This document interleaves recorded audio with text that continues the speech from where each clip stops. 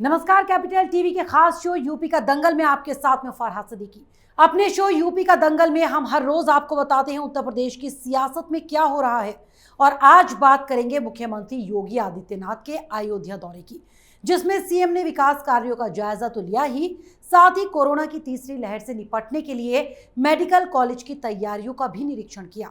आज बात AIMIM की भी करेंगे, जिसने साफ कर दिया है कि समाजवादी पार्टी के साथ गठबंधन नहीं करेगी। इतना ही नहीं, AIMIM ने उन सभी मीडिया रिपोर्ट्स का भी खंडन किया है जिसमें कहा गया था कि सपा के साथ गठबंधन के लिए ओवैसी ने एक मुस्लिम डिप्टी सीएम बनाए जाने की शर्त रखी थी। और आज इसी पर बात करने के लिए हमारे साथ स्टूडियो में मौजूद हैं कैपिटल टीवी के editor in chief doctor Manish Kumar. Doctor साहब, बहुत बहुत स्वागत है आपका। धन्यवाद। डॉक्टर साहब, आज पहुंचे सीएम अयोध्या के दौरे पर, तमाम विकास कार्यों का उन्होंने जायजा लिया। रामलला के मंदिर भी वो पहुंचे दर्शन करने के लिए, यानी ये मान लिया जाए कि फुल फॉर्म में इस वक्त योगी आदित्यनाथ। देखिए, योगी आदित्यनाथ एक कैंपेन में अब ऑलरेडी वो घुस चुके हैं। कैपिटल टीवी में इस यूपी के दंगल में हम लगातार इस बात को कहते आ रहे हैं कि भारतीय जनता पार्टी एक फॉर्मूले के ऊपर काम कर रही है। जो जनता के बीच में जिन मुद्दों को लेकर के जाया जाएगा, उसमें राम मंदिर एक अहम मुद्दा होगा। भारतीय जनता पार्टी तमाम राम भक्तों को ये बताएगी, बार बार बताएगी। इस तरह के कार्यक्रम जो आज देखने को मिला, ये और भी बड़े बड़े लीडर्स आएंगे। कभी मोदी जी आएंगे, कभी अमित शाह आएंगे, कभी नड्डा जी आएंगे, और योगी जी चुनाव से पहले तक कम से कम 5 बार तो ज़रूर जाएंगे अयोध्या। और ये मेरी बात को आप मार्क कर लीजिएगा। वो इसलिए क्योंकि वो हिंदुत्व के एक प्रतीक के रूप में अपने आप को पेश करना चाह रहे हैं। एक प्लान है, एक जो है फॉर्मूला है, जिसके ऊपर भारतीय जनता पार्टी अपने पूरे कैंपेन को बाकायदा रोल आउट करना शुरू कर दी है। और इसके बाद जो हुआ है, ये समझिए कि आज जो श्री गणेश हुआ है कैंपेन का, आप अयोध्या जाते हैं, रामलला का दर्शन करते हैं, हर जगह खबर छपेगी, हर जगह इस चीज़ को एम्फसाइज किया जाएगा, री एम्फसाइज किया जाएगा। बार बार यूपी में राम भक्तों को बताया जाएगा कि भारतीय जनता पार्टी ने कहा था कि मंदिर वहीं बनाएंगे और हम मंदिर वहाँ पे बना रहे हैं। और एक तो ये मसला हो गया, लेकिन आपने खबर में एक और बात कह दिया आपने कि वो मेडिकल कॉलेज भी गए जी। जो बन रहा है उसका किस तरह का है, उसका जायजा उन्होंने लिया। वहाँ डॉक्टर्स जो ट्रेनिंग ले रहे हैं उनसे उन्होंने बातचीत भी की। क्या है मसला? मसला वही है जो गुजरात में प्रधानमंत्री मोदी का मॉडल था, हिंदुत्व का डोज, साथ ही साथ विकास का मॉडल। तो विकास पुरुष के रूप में योगी जी अपने आप को प्रस्तुत करना चाहते हैं। कई सारी घोषणाएं हो रही हैं। अब देखिए, जो लखनऊ से, आगरा से लखनऊ तक के लिए बुलेट ट्रेन चलने वाली है, उसका घोषणा हुआ है। हर डिस्ट्रिक्ट में जो है डिस्ट्रिक्ट हॉस्पिटल को अलग तरीके से किया। 75 जिलों में सब जगह मेडिकल कॉलेज बनेंगे। तो मेडिकल कॉलेजेस हर जगह बनेंगे, हर जगह वहाँ पे डॉक्टर्स होंगे। अब आप देखिए कि कितना ज़्यादा अब ये सारी चीज़ें जो हो रही हैं इंफ्रास्ट्रक्चर को लेकर के, अभी तो मॉडल कोड ऑफ कंडक्ट लगा नहीं है। अभी तो सब कुछ, अभी तो होना है कैबिनेट का विस्तार। कुछ लोगों को बदला जाएगा, कुछ लोगों को रखा जाएगा, कुछ लोगों को निकाला जाएगा, और विकास के लिए बड़े बड़े योजनाओं की घोषणा की जाएगी। और घोषणा उस तरह से नहीं की जाएगी। इस सरकार का एक रिकॉर्ड रहा है, भारतीय जनता पार्टी ने 2014 के बाद से अपने आप को ट्रांसफॉर्म किया है। मोदी सरकार कोई फैसला ले लेती है कि भाई हर गांव में बिजली पहुंचाई जाएगी, कर देते हैं। गैसेस पहुंचाए जाएंगे, चूल्हे दिए जाएंगे, कर देते हैं। हर घर में बाथरूम होगा, ये कर देते हैं। तो ये उस तरह के बैकग्राउंड के तहत कि ये सरकार जो कहती है वो कर देती है, उस पे ये विकास का जो है एक ठप्पा। डॉक्टर साहब, योगी आदित्यनाथ ने एक और बड़ा ऐलान किया था कि जो अंत्योदय कार्ड वाले कार्ड धारक हैं उनको 5 लाख तक का फ्री इलाज देगी अब योगी सरकार, अगर जरूरत पड़ी तो। तो आप इलाज भी आप दिलवा रहे हैं, एजुकेशन के लिए भी काम कर रहे हैं, बाथरूम भी बना दे रहे हैं, गैस चूल्हा भी दे रहे हैं, और क्या चाहिए सरकार से।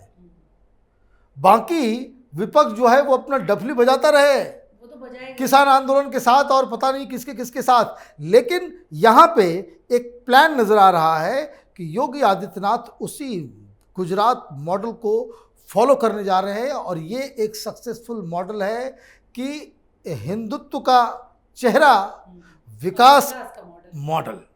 तो आप जिस फॉर्मूले पे योगी जी, प्रधानमंत्री मोदी जी ये लगातार गुजरात में चुनाव जीतते आए, उसी फॉर्मेट पे चल रही होगी जी भी। उसी फॉर्मेट पे योगी जी भी चल डॉक्टर साहब, इसके अलावा एक सर्वे की अगर हम बात करें तो अभी आज ही मैं देख रही थी, एक सर्वे आया है किसी चैनल का, तो उसमें ये दिखाया जा रहा था कि चुनाव से पहले ही योगी आदित्यनाथ को यूपी की जनता चुन चुकी है अपना नेता। देखिए, रिपब्लिक टीवी पे इसका सर्वे आया है, और ये सर्वे जो है वो अपने आप में बता रहा है कि ग्राउंड रियलिटी क्या है। क्योंकि अखिलेश और मायावती से ज्यादा योगी आदित्यनाथ को यूपी की अभी देखिए आप किस तरह से ये लोग बाध्य हो गए हैं, ब्राह्मण सम्मेलन कर रहे हैं। जी। भाई, आप तो भारतीय जनता पार्टी को अपर कास्ट की पार्टी कहते हैं, आप तो ये कहते हैं कि भाई इसमें जो है फ्यूडल लोग और बनिया किस्म के लोग जो है वो भारतीय जनता पार्टी के साथ हैं। आपको विवश किया जा रहा है कि आप ब्राह्मणों की रैली करें। 8% वोट है। जी। भाई क्यों कर रहे हैं? वो इसलिए कर रहे हैं कि आपको मालूम हो चुका है कि जब तक आप बीजेपी की जो कोर वोटर्स हैं उसमें अगर डेंट नहीं कर पाएंगे, योगी जी को हराना मुश्किल ही नहीं, नामुमकिन है बिल्कुल। क्योंकि ये आपस में गठबंधन कर नहीं पा रहे हैं, आपस में कोई कोऑर्डिनेशन नहीं है, माने 4 कोणीय मुकाबला होगा।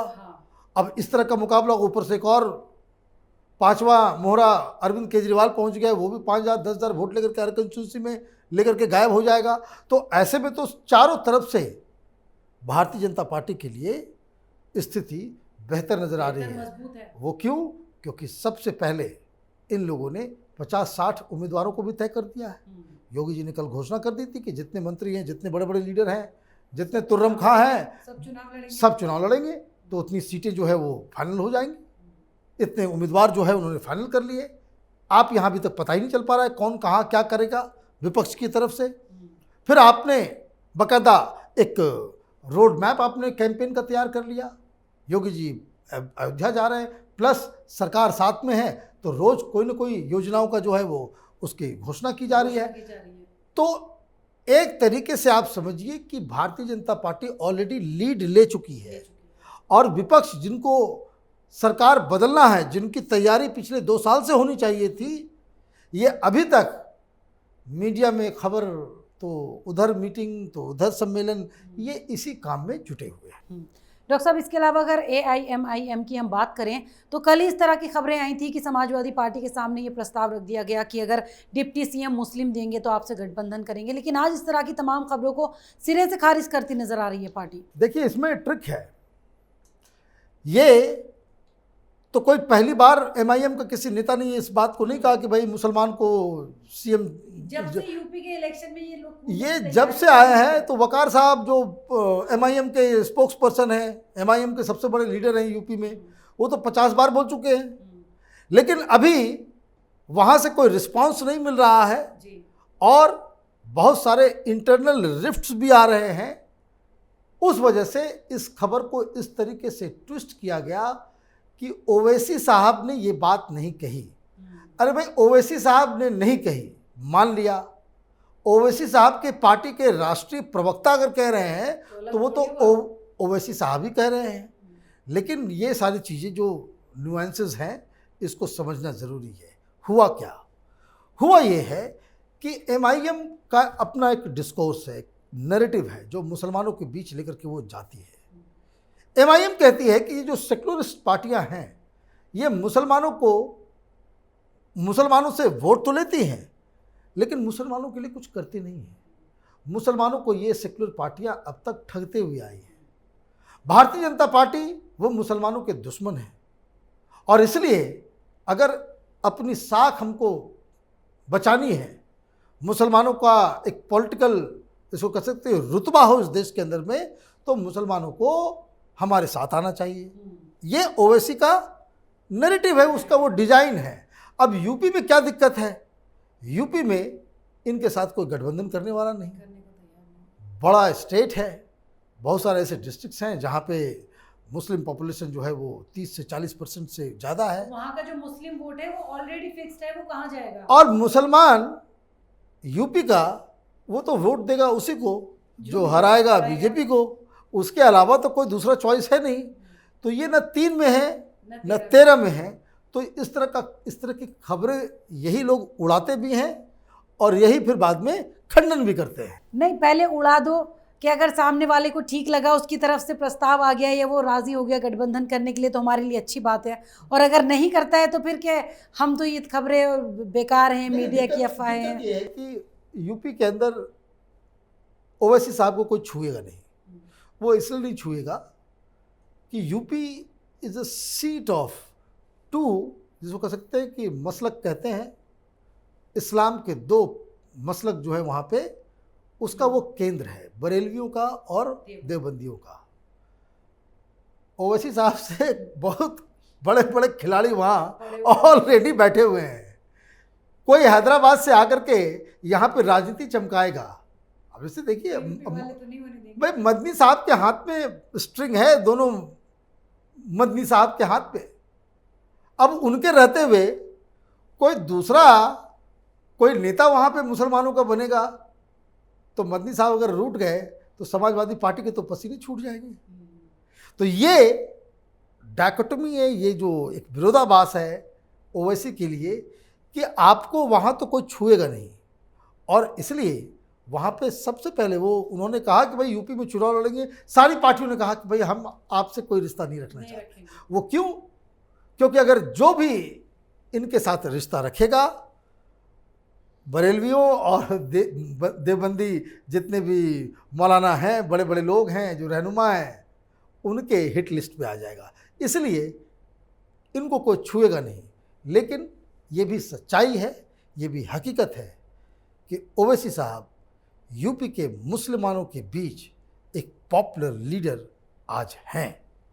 डॉक्टर साहब, चलिए बहुत बहुत शुक्रिया हमारे साथ कार्यक्रम में जुड़ने। धन्यवाद। तो अगले साल होने वाले यूपी विधानसभा चुनाव को देखते हुए सभी पार्टियों ने पूरी जोर आजमाइश शुरू कर दी है। एक तरफ सीएम योगी ने राम जन्मभूमि जाकर रामलला के दर्शन किए, तो राम मंदिर निर्माण की तैयारियों का भी जायजा लिया। तो वहीं AIMIM कोई भी मौका हाथ से जाने देना नहीं चाहती। शायद यही वजह है कि पार्टी ने भागीदारी संकल्प मोर्चा के साथ गठबंधन किया, तो ये भी साफ कर दिया कि मुस्लिम डिप्टी सीएम के लिए समाजवादी पार्टी से गठबंधन करने की खबरें गलत हैं, ऐसी कोई मांग नहीं की गई। तो अगर आपको हमारे प्रोग्राम पसंद आया तो इसे लाइक करें, शेयर करें और उत्तर प्रदेश चुनाव से जुड़ी हर खबर को जानने के लिए कैपिटल टीवी के साथ साथ कैपिटल टीवी उत्तर प्रदेश को सब्सक्राइब करना ना भूलें। अगर आपको हमारा वीडियो पसंद आया हो तो इसे लाइक करें, हमारे चैनल को सब्सक्राइब करें और हाँ, बेल आइकन दबाना ना भूलें ताकि आप तक हमारे वीडियो की नोटिफिकेशन पहुंचती रहे। आप अपना सुझाव हमें कमेंट बॉक्स में दे सकते हैं। हमारे साथ जुड़ने के लिए शुक्रिया।